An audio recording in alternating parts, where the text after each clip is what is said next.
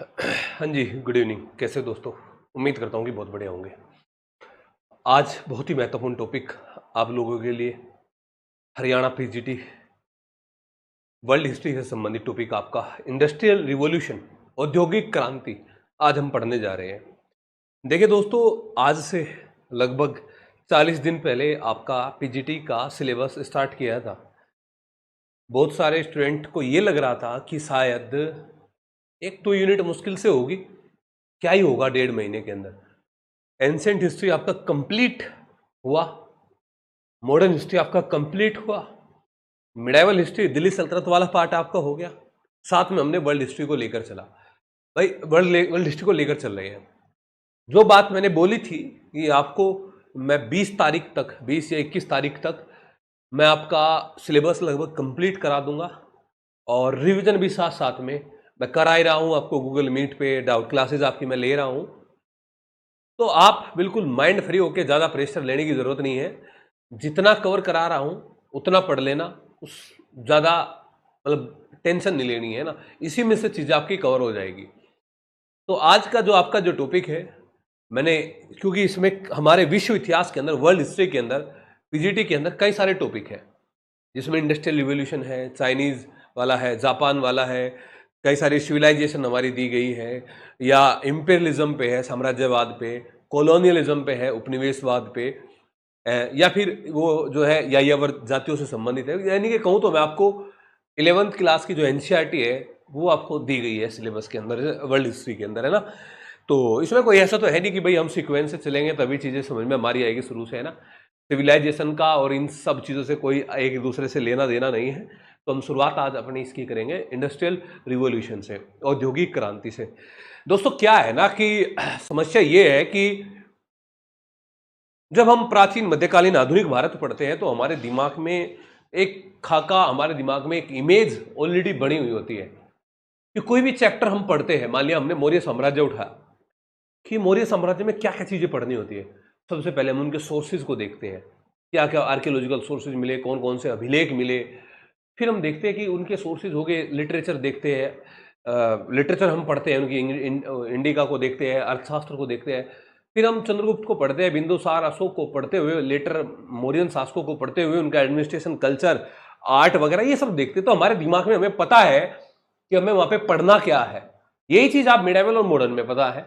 हो सकता है कि आपको वर्ल्ड हिस्ट्री, आप में से कई स्टूडेंट जो है ये पहली बार आप पढ़ रहे होंगे, और तो लग रहा होगा आपको कि पता नहीं जो चैप्टर हम पढ़ेंगे आएगा क्या उस चैप्टर में। सबसे बड़ी समस्या ये है ना भाई, हम जहां जिस मैदान में कूद रहे हैं उस मैदान की हमें उसकी लंबाई का, उसकी ऊंचाई का, उसमें कितने गड्ढे हैं उनका हमें जानकारी ही नहीं है उस चैप्टर के बारे में। तो फिर हमें पता क्या है, हमें थोड़ी थोड़ी मोटी मोटी चीजें हमने अगर पढ़ ली इधर उधर से, रट तो लिया, लेकिन समझ में उस चैप्टर को नहीं आया वो चैप्टर, है ना। तो फिर हम उस चैप्टर के साथ में जस्टिस नहीं कर सकते। और आप सिर्फ और सिर्फ आप प्रीलिम्स के लिए नहीं पढ़ रहे हैं, आप मेंस के लिए भी पढ़ रहे हैं। तो मेरा फोकस ये रहेगा कि मैं आपको यहाँ पे वर्ल्ड हिस्ट्री के अंदर आपको फैक्ट ना रटाऊं, और चीजों को यहाँ पे आपको समझ में भी आए, कॉन्सेप्ट के साथ चीजें यहाँ पे आपको समझ में आए। ठीक है, तो इंडस्ट्रियल रिवॉल्यूशन की बात करते हैं। सभी स्टूडेंट आ चुके हैं भाई, तो सभी को गुड इवनिंग, नमस्कार। ओके, ठीक है।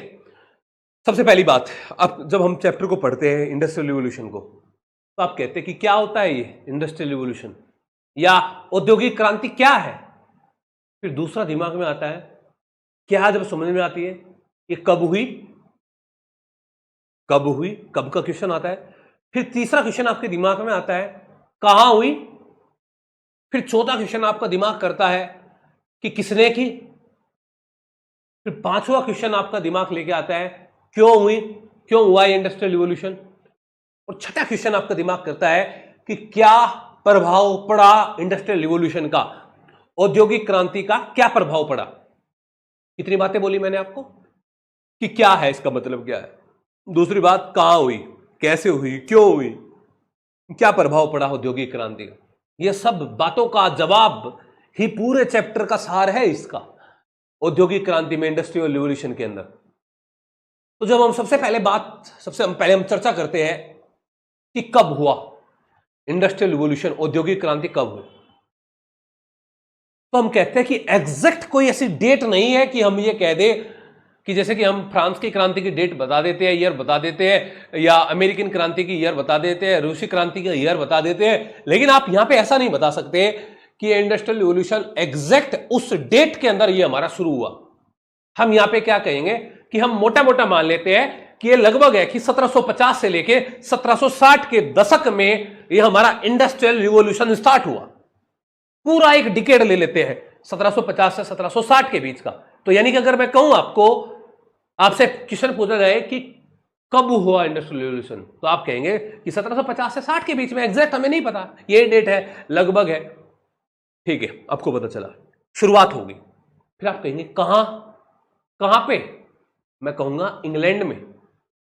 आप पूछेंगे कहां पे हुआ इंडस्ट्रियल रिवॉल्यूशन, मैं कहूंगा इंग्लैंड के अंदर हुआ। अच्छा, इंग्लैंड में हुआ, बस इंग्लैंड में ही हुआ। हां, इस टाइम पीरियड के अंदर 1750 से 1760 के बीच में सिर्फ और सिर्फ इंग्लैंड में हुआ। आप देखो 1750-60 से लेके पूरा 1800, पूरे 1900, लगभग 1900 तक, 150 साल तक इंग्लैंड नंबर 1 पोजीशन पे बना रहा इंडस्ट्रियल रिवॉल्यूशन के अंदर, औद्योगिक चरण के अंदर नंबर 1 पोजीशन इंग्लैंड की। फिर आप देखेंगे कि इनके जो कॉम्पिटेंट है वो धीरे धीरे वो आने लगे। नंबर 1 पे अभी तक इंग्लैंड था 1900 तक, 1900 से पहले तक। अभी नंबर 2 पे यूएसए, अमेरिका, फिर आप देखते हैं जर्मनी, फिर आप देखते हैं जापान, और फिर आप देखते हैं यूएसएसआर, संयुक्त संघ जो आप बात करते हैं यहां पे, यूएसएसआर, सोवियत संघ की बात आप कर रहे हैं। तो आप कहेंगे जो 150 सालों तक इंग्लैंड नंबर 1 पे रहा, अब 1900 के बाद वो नंबर 1 वाला जो स्थान है वो अमेरिका ने ले लिया है। वो किसने ले लिया? वो अमेरिका ने ले लिया। और देखो दोस्तों, आज तक अमेरिका नंबर 1 पे है, आज तक अमेरिका नंबर 1 पे है। तो अब चेंज हो गया क्रम भाई, है ना। इंग्लैंड नंबर 3 पे चला गया 1900 के बाद, यानी कि नंबर 1 पे अमेरिका, फिर जर्मनी, फिर इंग्लैंड, फिर जापान, ये फिर यूएसएसआर। अब आप कहेंगे कि नंबर 4 तक याद रखो शुरू में, है ना, जापान तक याद रखो, यूएसएसआर को मत याद रखो। अब मैं कह रहा हूं कि यूएसएसआर को मत याद रखो, क्यों ना याद रखो? इसका मतलब यह है कि मैंने आपका 100 नंबर का एक टेस्ट लिया पीजीटी का, और मैंने कहा कि भाई मैं आपको टॉप 5 स्टूडेंट को मैं अपनी तरफ से गिफ्ट दूंगा, उपहार दूंगा, और मैं दिया भी। तो वो लगे ठीक है अब मेहनत करेंगे। कई सारे बच्चों ने टेस्ट के अंदर पार्टिसिपेट किया। पहले बच्चे की फर्स्ट रैंक आई, जिसके 100 में से 80 आए, किसी की सेकंड आई, जिसकी 70 आए, जिसकी थर्ड आई उसके 60, जिसके फोर्थ आए उसके 50 या 55, जो भी आए। अगर कोई 5वें नंबर पे जो बच्चा आया है, उस बच्चे के 100 में से मात्र 9 नंबर आए, 10 नंबर आए, 15 नंबर आए, 8 नंबर आए, कुछ भी आए, मतलब कि बिलो 20 आए, नंबर में तो 5वें पे है, बट नंबर बहुत कम है, तो उसकी गणना हमें ज्यादा इंपॉर्टेंस नहीं रहती। तो शुरुआती समय में आप कहोगे कि 1945 से पहले या 1940 से पहले यूएसएसआर सीक्वेंस में तो नंबर 5 पे था, बट वो 5 बहुत ही कम था, इन 4 के मुकाबले वो 5 जो है बहुत कम था। तो यूएसएसआर की गिनती हम पहले करते तो है, उनके 5 के अलावा और भी थे, क्योंकि भारत में भी छोटा मोटा औद्योगिक चरण हमें देखने को मिलता है कि बंगाल के अंदर रिसरा, अहमदाबाद के अंदर ये बहुत सारे उद्योग हमारे भारत के अंदर स्थापित हो चुके थे। तो आप ये कहेंगे कि अच्छा नंबर 4 तक तो ठीक है। रसिया की तो कहानी हुई कि 1917 के अंदर ये यूएसएसआर वाली चीजें आप देखते हैं, लेनिन के नेतृत्व में सरकारें वहां पे चल रही है। 1925 में जब लेनिन को हटाया गया और वहां पे लेनिन के स्थान पर स्टालिन जो वहां पे रूल करने लगे, तो हमने देखा कि ये वहां पे रैपिड चेंज यूएसएसआर के अंदर हमें देखने को मिलता है।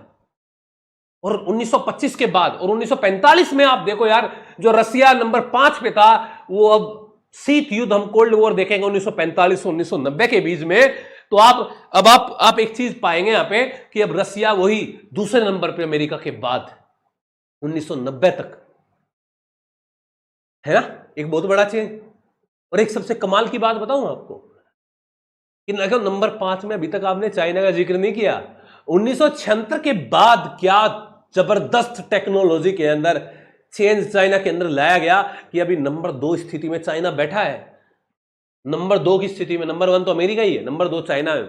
और ऐसा बताया जाता है ऐसा एक आइडिया है, जो आंकड़े मिलते हैं कि चाइना लगभग 2045 तक सुपर पावर बन जाएगा।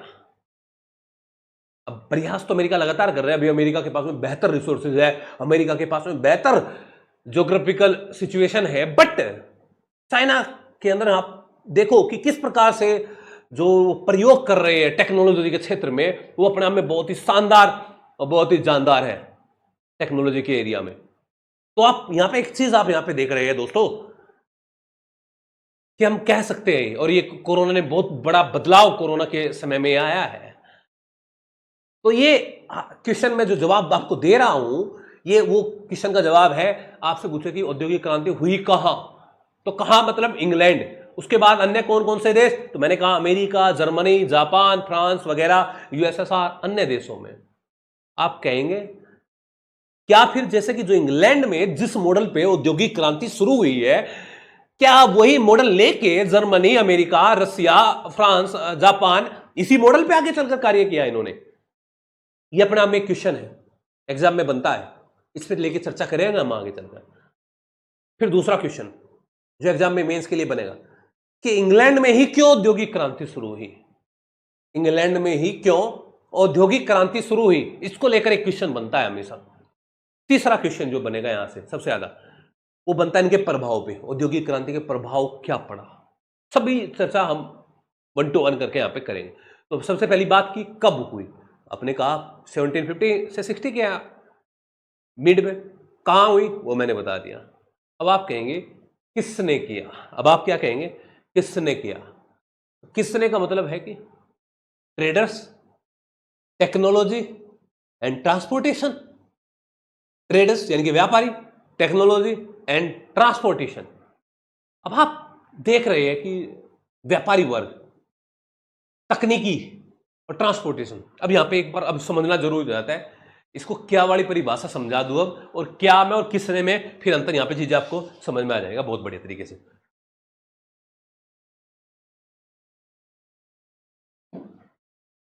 उसको समझना ध्यान से भाई ना।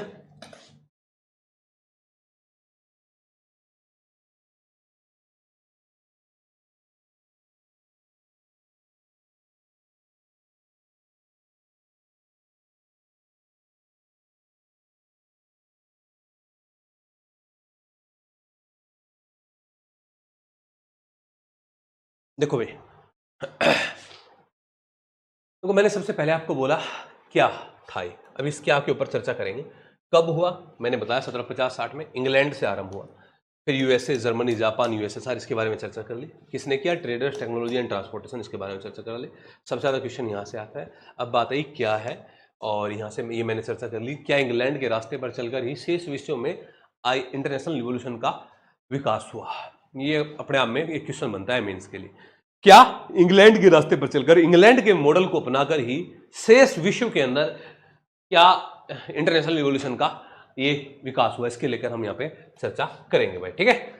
तो अब मैंने ये भी बात बता दी आपको कि शुरुआत देखो यूएसए से हुई थी, और शुरुआत जो है इंग्लैंड से हुई थी, लेकिन 19th सेंचुरी के आरंभ में यूएसए ने फर्स्ट स्थान पे आ गया, फिर जर्मनी, फिर इंग्लैंड, फिर जापान, और यूएसएसआर की क्रांति के बारे में मैंने आपको यहाँ पे बता दिया। और फिर ये भी मैंने चर्चा कर ली आपसे कि जो चाइना वाली बात है अभी वर्तमान सिचुएशन में।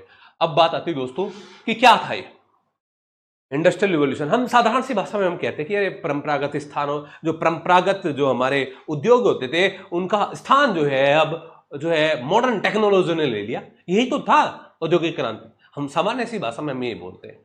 लेकिन दोस्तों अगर इस पे क्वेश्चन पे आंसर आ गया आपको बनाने के लिए, तो फिर क्या इतना सा ही वर्ड या कैसे, क्या आपको हेडिंग तो बनानी पड़ेगी ना।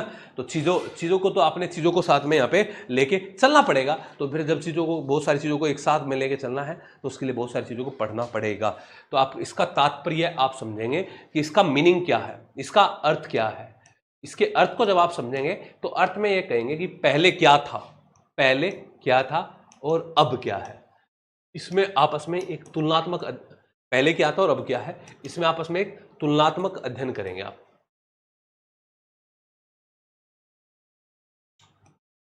इसका मतलब तब अच्छे से समझ में आएगा, इसका मतलब तब अच्छे से समझ में आएगा।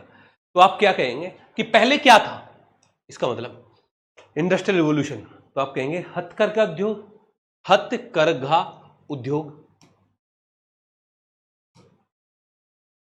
इसका मतलब क्या हुआ भाई, जो हाथों से अपने कार्य होते थे, जो मालिक जो होता था ना, मालिक वो होता था, उस्ताद वो होता था जो खुद का कारीगर होता था, है ना। मान लिया कोई बहुत ही अच्छा चरखा काटता है, वही मालिक है, उसी की पूछ है ना। हथकरघा उद्योग में कोई स्मॉल इंडस्ट्री पे, स्मॉल स्केल पे ये इंडस्ट्री हमारा चलता था। ये हथकरघा उद्योग है, ये किस लेवल पे चलता था, तो आप कहेंगे स्मॉल लेवल पे चलता था, स्मॉल लेवल, स्मॉल स्केल पर ये हमारा चलता था। ठीक है, अब बात आती है तीसरी कि और तीसरी क्या विशेष बात है इसमें, इसमें हम परंपरागत टेक्नोलॉजी का प्रयोग करते थे, परंपरागत तकनीक का प्रयोग करते थे, जो चली आ रही है उन्हीं का कुछ नया प्रयोग हम यहाँ पे नहीं करते थे।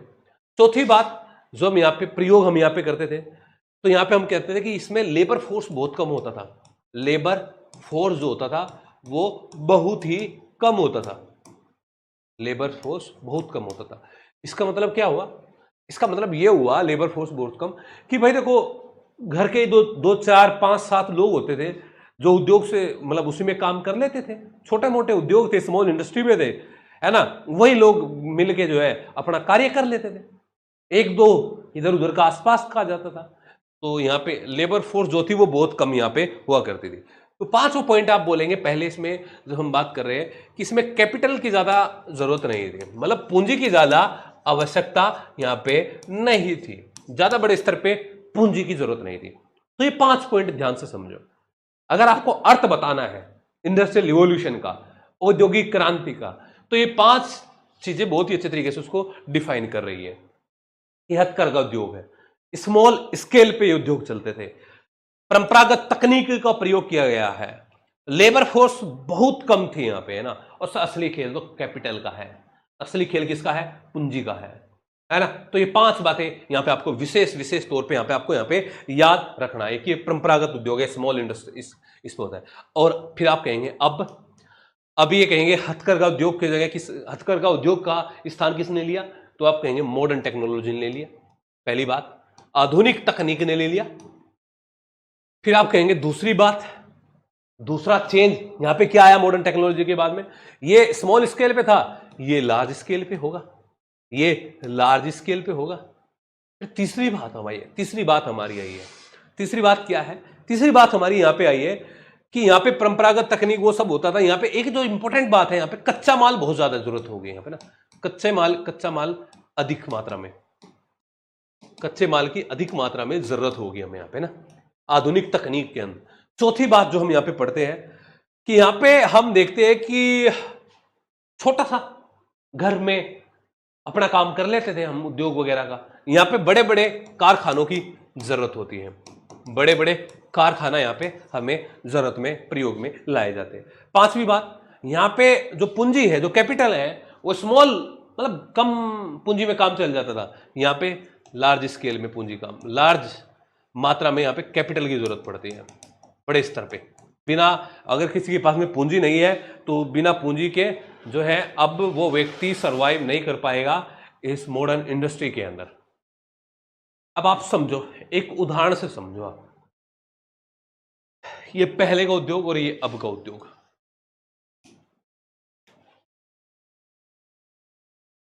मैं इसका एक उदाहरण लेता हूं, कोई भी उदाहरण ले लो, कोई भी उदाहरण ले लो, जैसे कि मैं उदाहरण लेता हूं जर्नलिज्म का, पत्रकारिता का मैं उदाहरण लेता हूं, बिजनेस ही है ये भी भाई, है ना, अपने आप में। अब आप कहें कि हमें ये न्यूज प्रोवाइड करता है, सिर्फ ये आपको न्यूज प्रोवाइड नहीं करता है, पत्रकारिता अपने आप में बहुत ही बड़ा एक जो है आपको मार्केटिंग करने का बहुत बढ़िया तरीका है ना, किसी भी चीज का मार्केटिंग करने का, है ना। तो आप कहेंगे कि ऐसे कैसे, जो बढ़िया लेखक होगा क्या वो बढ़िया पत्रकार, उसकी बढ़िया पत्रकारिता नहीं चलेगी? ऐसा जरूरी नहीं है कि किसी की राइटिंग स्किल बहुत अच्छी है, किसी का अच्छा ज्ञान है इस पे, जो संपादक अच्छा होगा उसी की पत्रकारिता बहुत अच्छी चलेगी, या जो बहुत अच्छा लेखक होगा, बहुत अच्छा लिखेगा, वही बढ़िया पत्रकारिता चलेगी। जैसे हम कहते हैं कि यहाँ पे जो है उस्ताद स्किल जिसके अंदर है, उसका उद्योग चल रहा है, परंपरागत उद्योग है, स्मॉल इंडस्ट्री पे है, लेकिन यहां पे स्किल की जरूरत नहीं है।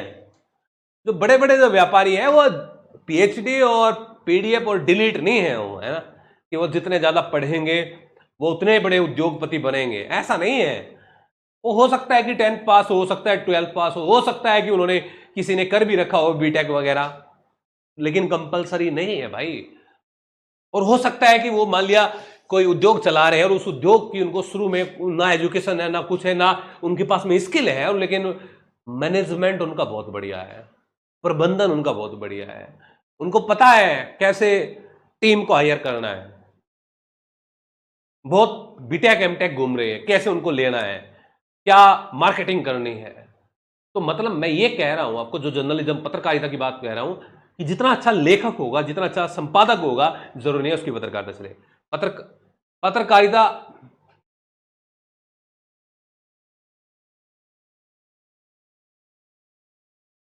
पत्रकारिता उसकी चलेगी जिसकी टीआरपी ज्यादा होगी। टीआरपी उसकी ज्यादा होगी जो मार्केटिंग ज्यादा करेगा। मार्केटिंग किसकी ज्यादा करेगा? मार्केटिंग सरकार की ज्यादा करेगा। सरकार किस चैनल को प्रमोट करेगी? सरकार उस चैनल को प्रमोट करेगी जिस चैनल से सरकार को लाभ पहुंच रहा है ना। कई चैनल आप देखोगे कि जैसा कि आपने देखा कि अभी सरकार में, एनडीए की सरकार में ये रवीश कुमार एनडीटीवी में काम करते थे, है ना, लगातार मुखर बात कर रहे थे, ना तो उनको वो मिल रही थी, क्या नाम उनको कुछ भी ऐड वगैरह, या ऐड किसको मिलेंगे भाई, जो उनके मनपसंद और वो होंगे जो उनके बारे में बोलेंगे कूद कूद के, है ना, अर्णव गोस्वामी जैसे वैसे लोग।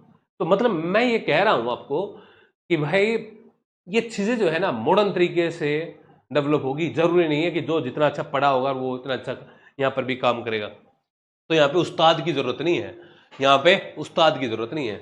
जो छोटे उद्योग थे, परंपरागत उद्योग थे, वे अब यहाँ पे उन छोटे उद्योगों का, उन परंपरागत उद्योगों का जो स्थान है अब वो एक बड़े स्केल पे यहाँ पे हमारा आ गया है। दूसरी बात यहाँ पे, तीसरी बात कच्चे माल की। कच्चे माल की जरूरत यहाँ पे बहुत पड़ी है ना, बड़े बड़े कारखाने, लार्ज कैपिटल की आवश्यकता यहाँ पे होगी, लार्ज कैपिटल की आवश्यकता यहाँ पे हमारी होगी भाई, ठीक है।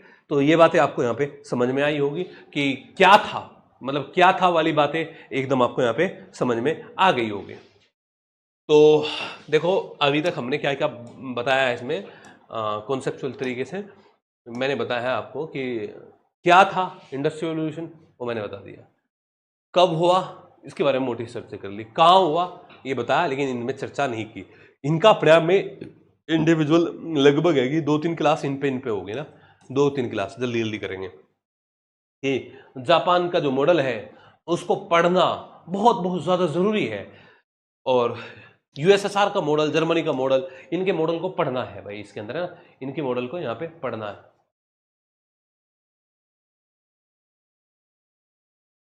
अच्छा मैंने ध्यान नहीं पड़ा भाई, अच्छा एक सेकंड एक सेकंड, अब नहीं होगा, अब नहीं होगा।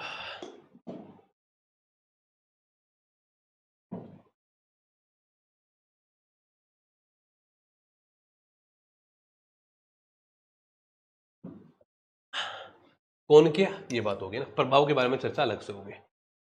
तो ये मोटी मोटी बात आ गई। एक बार मैं आपको अब एक चीज दिखा देता हूं पहले, उसके बाद में फिर अपनी चीजों पे चर्चा करेंगे। वो दिखा देता हूं मोटी सी, एक बार एनसीईआरटी का पार्ट है ना, उससे पहले एक बार जस्ट ये देख लो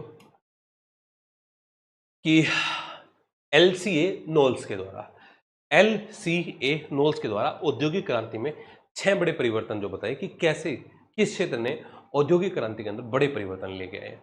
वे 6 चीजें कौन कौन सी हैं? LCA Knowles, Shrimati LCA Knowles ये कहती है इंजीनियरिंग सेक्टर में परिवर्तन। दूसरा ये कहती है लोहे का निर्माण क्षेत्र में। तीसरे ये कहते हैं वस्त्र उद्योग क्षेत्र में। चौथे कहते हैं रसायन उद्योग क्षेत्र में। पांचवा ये कहते हैं कोयला उद्योग क्षेत्र में। और छठा ये कहते हैं कि जो है यहाँ पे परिवहन उद्योग क्षेत्र में। तो 6 बातें ये एलसीए नोल्स ने औद्योगिक क्रांति में 6 बड़े परिवर्तन यहाँ पे बताए हैं। इसके बाद में एक फैक्ट याद रखना है, एक पुस्तक है, कौन सी पुस्तक है? पुस्तक है lectures on the Industrial Revolution, Arnold Toynbee की पुस्तक है।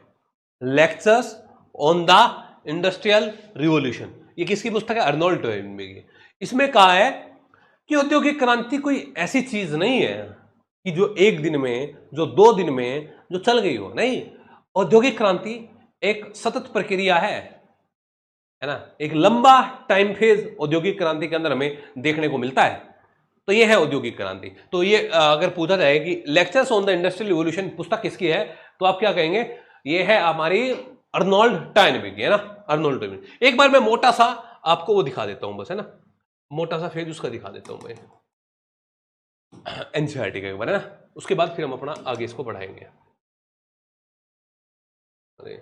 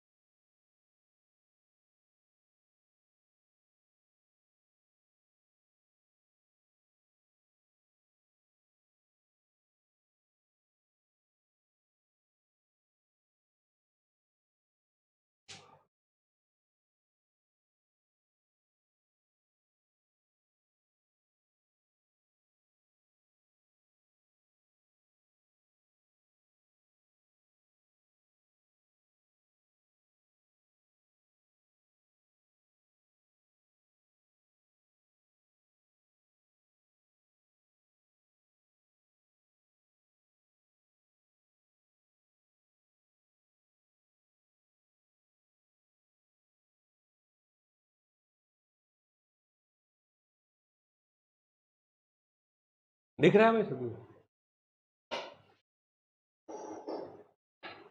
देखो यहाँ पे है ये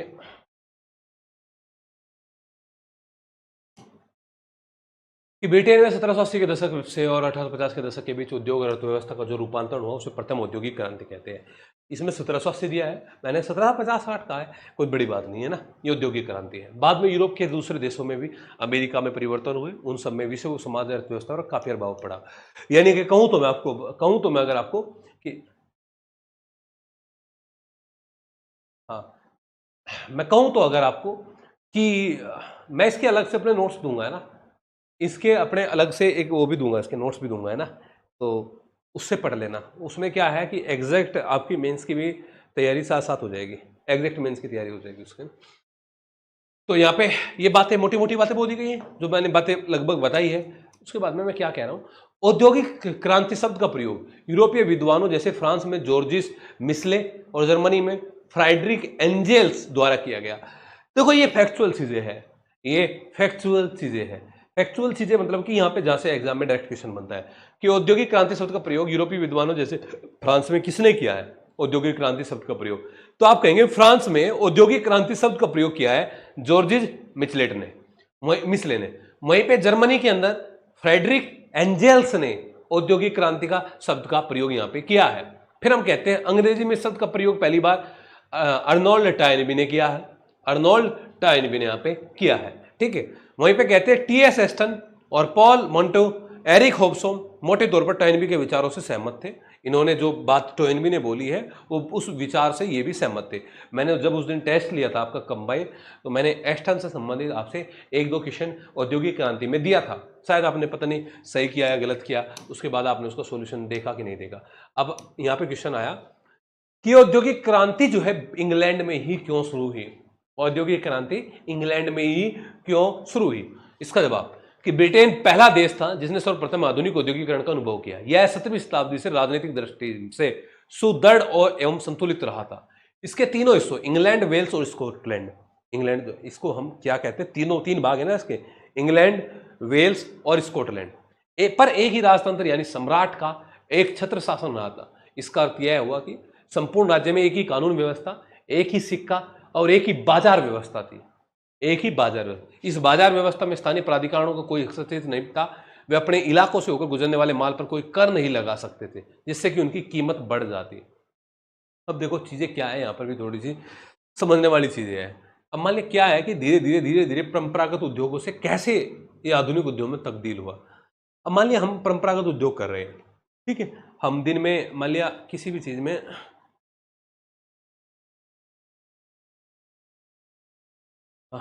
हम मान लिया दिन में कोई चीज है, किसी 10 चीज का प्रोडक्शन कर रहे हैं, हमारी जरूरत 10 चीज की है प्रोडक्शन की, है ना, और हम उसको कर रहे हैं। अब धीरे से हमें पता, मतलब धीरे से एक छोटा सा मार्केट हमें मिला है और एक बीच में एक ट्रेडर हमारा आ गया, व्यापारी आ गया, बीच में मीडिएटर आ गया। वो कहता है कि उस मार्केट की डिमांड है ज्यादा, वो मार्केट कहती है हमें माल चाहिए ज्यादा से ज्यादा। वो अभी 10 चीजों का प्रोडक्शन कर रहे हैं, मान लिया वो 10 गाड़ियां बना रहे हैं, मान लिया, मैं एग्जांपल वैसे ले रहा हूं, और वो कह रहे हैं कि मार्केट आ गया, मार्केट आया, उन्होंने 10 बनाया। अब वो तो क्योंकि हथकरघा उद्योग है, हाथों से चीजों को बना रहे हैं, कुछ भी चीजें हैं हाथों की, परंपरागत उद्योग। अब मार्केट बड़ी खुलने लगी धीरे धीरे। अब जो मार्केट की जो डिमांड है वो लगातार ज्यादा डिमांड करते रहे उनसे, उस डिमांड की पूर्ति नहीं करते रहे, है ना। वो लोग क्या है कि पहले तो घर में अगर 10 लोग हैं तो 4-5 लोग हथकरघा में लगे हुए और अपना दूसरे कार्यों में लगे हुए। तो जब मार्केट ने ज्यादा डिमांड रखी अपनी, तो वे जो दूसरे जो लोग थे जो खेती बाड़ी में थे, उनको लगा यार यहां से पैसा ज्यादा बच रहा है, तो वे अपने जो और जो दूसरे कार्य थे उनको छोड़कर वो उसमें लगे, फटाफट फटाफट आ गए ना। अब वो अपने दूसरे कार्य भी छोड़ दिए उन्होंने, खेती का और दूसरी चीजें भी छोड़ी, इसमें लगे। फिर भी वो उनकी डिमांड को पूरी नहीं कर पाए मार्केट के ना, अलग अलग मार्केट की, क्योंकि अब फिर वो धीरे धीरे तकनीक का विकास आएगा। इसमें ये जो बातें बोली गई इसको विस्तार में बताऊंगा, ये बड़ी बात है, इसमें पूरा क्वेश्चन बन सकता है। तो यहाँ पे कह रहा है कि यहाँ पे कि संपूर्ण राज्य में एक ही कानून व्यवस्था, एक ही सिक्का और एक ही बाजार व्यवस्था थी। इस बाजार व्यवस्था में स्थानीय प्राधिकरणों का कोई हस्तक्षेप नहीं था, यानी कि वे अपने इलाके से होकर गुजरने वाले माल पर कोई कर नहीं लगा सकते थे।